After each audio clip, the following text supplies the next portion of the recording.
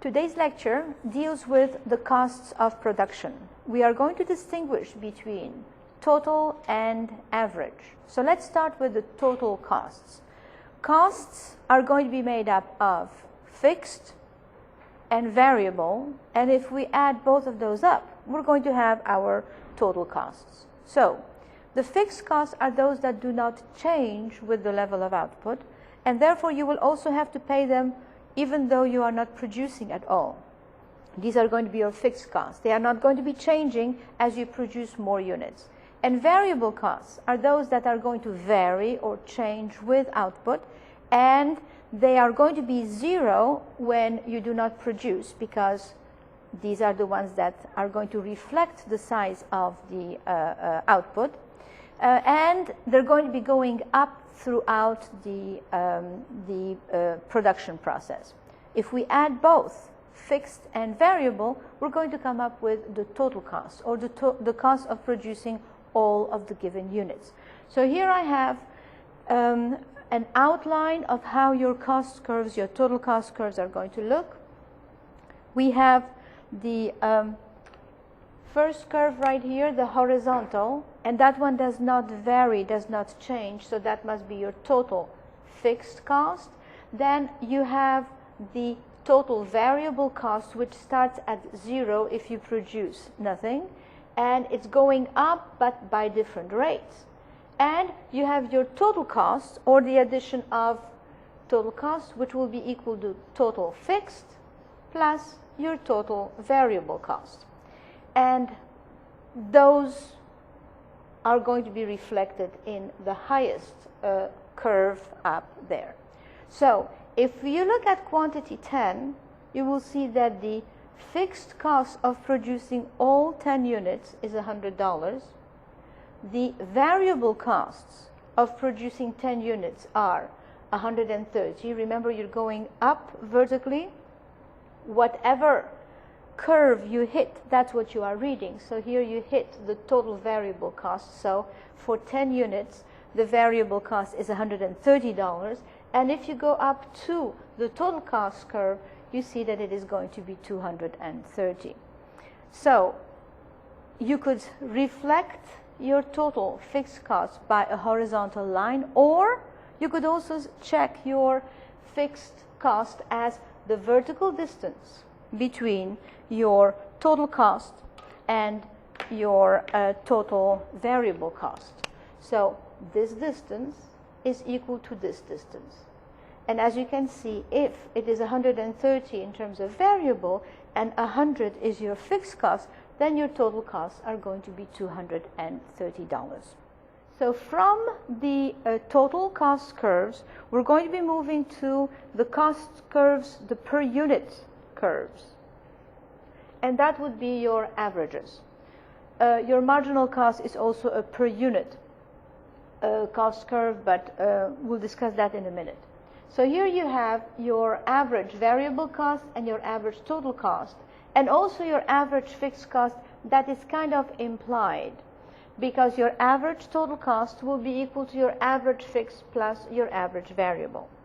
If we were to translate your totals into your averages, then keep in mind that 10 units, your total fixed cost was $100, while your total variable was $130, and your total cost was $230.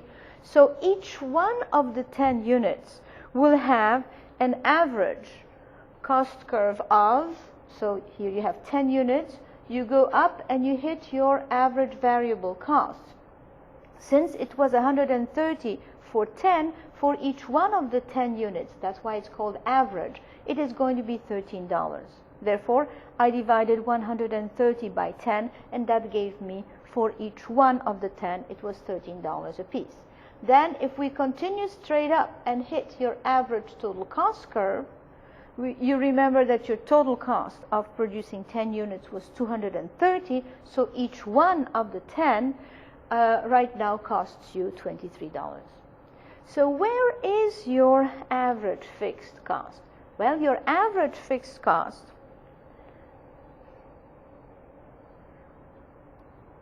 would look like that. It's a downward sloping curve as opposed to the U-shaped curves that the other averages are. And the reason why your average fixed cost is downward sloping and does not go up is because it's the same constant fixed number cost that is divided over larger and larger quantities.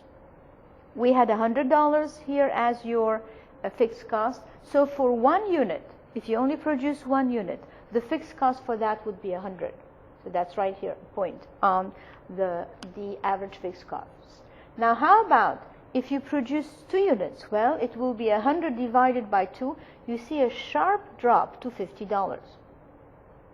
And then if you're producing 3 units, then you're dividing 100 by 3.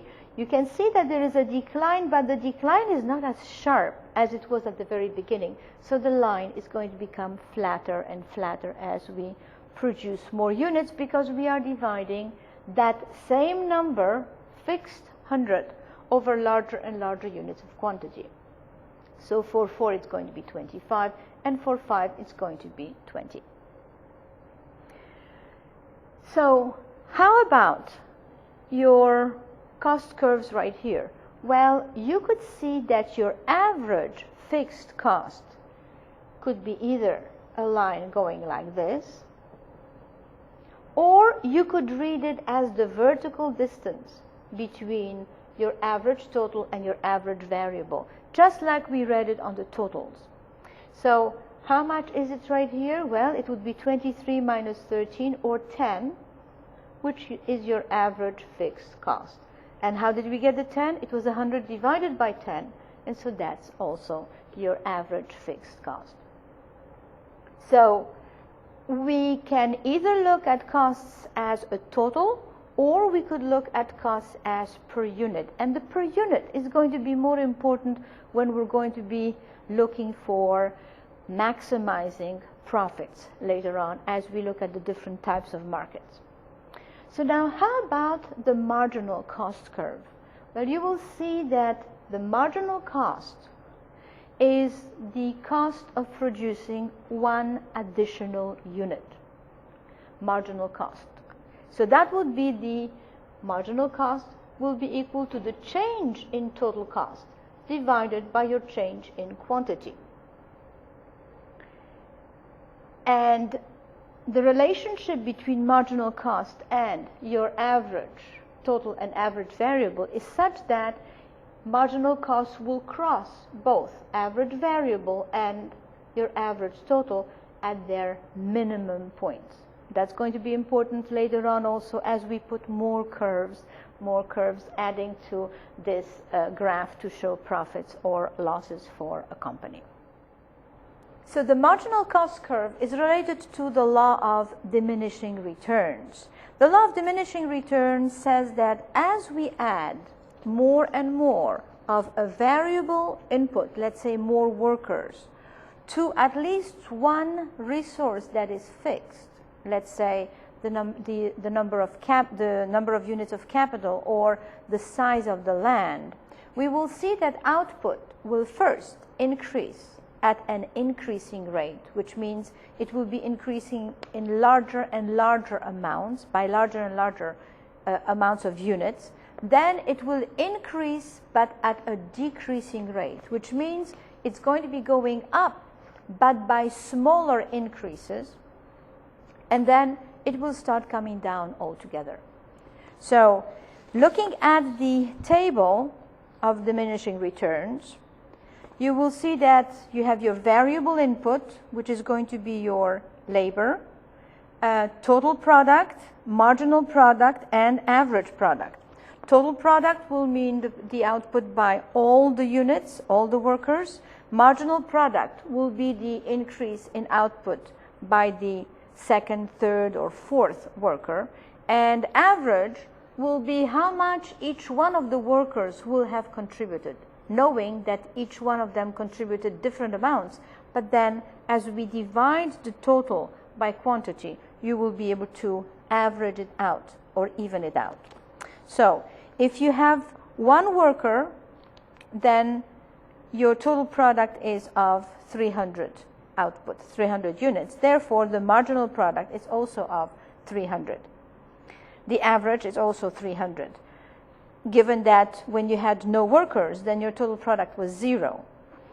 Now, if you hire 2 workers, then your total product or total output is going to be 700 units, which means that this will have shown an increase of 400. So the next worker is adding 400. But if you're looking at the 700 produced by 2 workers, then each one of the 2 will, on average, have produced 350 units. The next worker, worker number 3, adds 300, which puts the total from 700 to 1,000. But that third worker has only added 300, which is less than what the second worker has added. As a result, you have the law of diminishing returns. So diminishing returns starts with worker number 3 because that worker added less than the previous worker. Now, worker number 5 adds 0. Okay, and worker number 6 actually reduces the output by 100 units. By the way, would you hire worker number 6? Well, probably not, unless that worker is willing to pay you to work for them.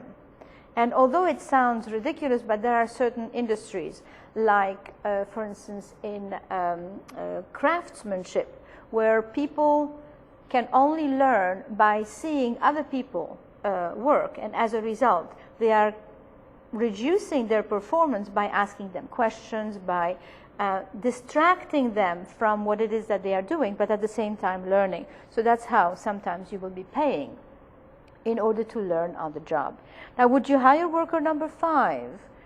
That worker's contribution is 0. Well, you would only hire them if they were going to work for free because they are not adding anything to your output. The big question later on will be, where will you stop hiring? You will definitely hire more people as the next worker is adding larger amounts.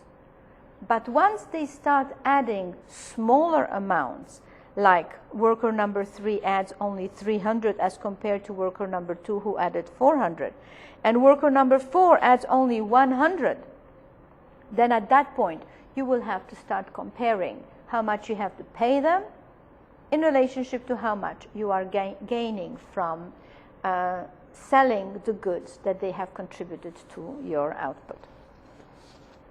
So, marginal cost and marginal product are inversely related.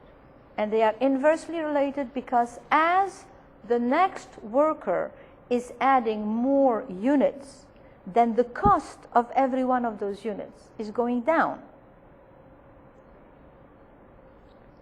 And so, since the marginal product curve would show you the law of diminishing returns, the same applies for marginal cost. You will see that as you hit the bottom on the marginal cost curve, beyond that, costs per unit are going up because diminishing returns have set in, which implies that the next worker is adding less than the previous worker. So let's say that you are paid $100 and you produce 100 units.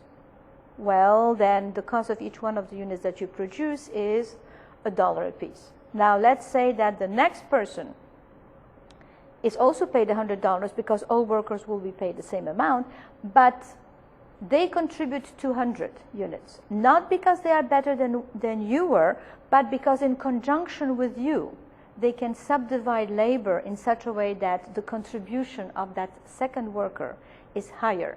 They divide labor in a better way so that it helps to produce more and faster. So the next worker adds 200, is still paid $100. The cost of every unit that he or she produces goes down to 50 cents. And let's say that the next worker, diminishing returns set in, and instead of adding 200, that subsequent worker adds only 100, what happens to the cost of every unit that that worker produces? The answer is it's going to be going up to $1 a piece, just as it was originally. So marginal cost and marginal product, as marginal cost goes down, marginal product is going up. And the minute diminishing returns set in, then your marginal product goes down, the next workers add less, and therefore the marginal cost goes up. So it's important for you to see the interrelationship between those units. So marginal cost is the steepest of all the U curves. It falls fastest and rises faster than any of the others. So average total cost is going down while the average variable cost is already going up. Okay? It's only when marginal cost hits the average total, it's at the very bottom, that all three are going up together. Now we could use this to do some interesting reading and calculating of total cost from your average cost curves. So how could you calculate your total cost? Well, remember that in this area right here, we could calculate the total by looking at the area under the average fixed cost. So the total fixed cost would be this area right here. This is the total fixed cost of one unit. Now here, for instance, at 5 units, this is also the total fixed cost of 5 units. They are the same, so this area is going to be a constant. This one is narrow and long. This one is more of a fat rectangle. But both of those are going to have a total of 100. So back to this area right here.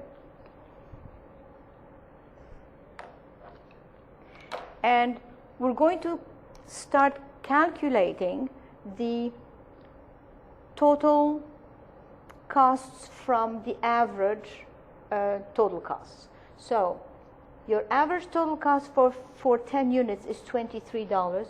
So this rectangle right here, which is 23 times 10, is going to be your total cost, just like we had it at the beginning.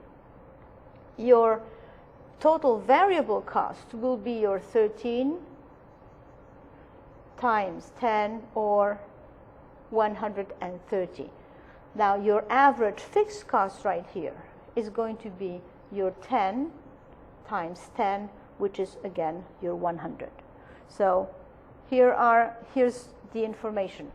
This large rectangle represents your total cost, 23 times 10. Of the average variable, the smaller rectangle, 13 by 10, represents your total variable cost, while your total fixed cost is this area right here. And again, it's the vertical distance between your average total and your average variable cost. So let's try to read a graph and to see how the calculations are made. This one is a little bit of a tricky graph, but it'll show you how you can calculate certain numbers the convoluted, the more complicated way, because sometimes the information is not given to you. So let's say that this is our company here. We have two situations, one producing 5 units and the other one producing 10 units. So when you produce 5 units, the average fixed cost of each one of the 5 is $10. Now you are also told that your average variable cost is 15. So how much would be your average total cost of 5? Well, you can read it off as 25, and it is made up of the 15 plus the 10, which makes up 25. So I could have not given you the 25 and you will have known that that was 25, or I could have eliminated the 15 and then you know that if the average total is 25 and the average fixed is 10, the difference between those two is going to be your 15. Now, that's simple, that's not too complicated. Now let's go to the next one, and this is where things get a little bit more challenging. I'd like you to be able to calculate your average fixed cost of 10 units, and you cannot calculate it as that because you don't have a number here. If you did have a number, then you would have been able to deduce that. So you have no way of calculating your average fixed cost of 10 units. How are you going to do that? Well, you start with the total fixed cost, because that's the only one that is going to remain constant all through the output. So where can you calculate your total fixed cost? Actually, at 5 units, there are two positions. Here, this area is your total fixed cost of 5, and here too, this area is your total fixed cost of 5. Those two areas are equal. Well, they are actually, if you're very accurate, then these would be clearly the same size. But right now, according to our calculations, they are the same. So now, how are you going to calculate your average fixed cost of 10? Well, the best way would be to take your total fixed cost, which is, well, 10 times 5, 50. And this is going to remain the same for 5 units, 10 units, for 112 units, any quantity that you are producing right there. So how much is your average fixed cost of 10? Well, average fixed cost of 10 is going to be equal to 50 divided by 10, which is equal to 5. So now we know that this is your average fixed cost of 5. If this is the case, then this distance is also equal to 5. And if this is 17, then this is 5 less. And that would be 13. So here you have some of the more demanding, challenging ways of calculating areas, and that's only on the cost side.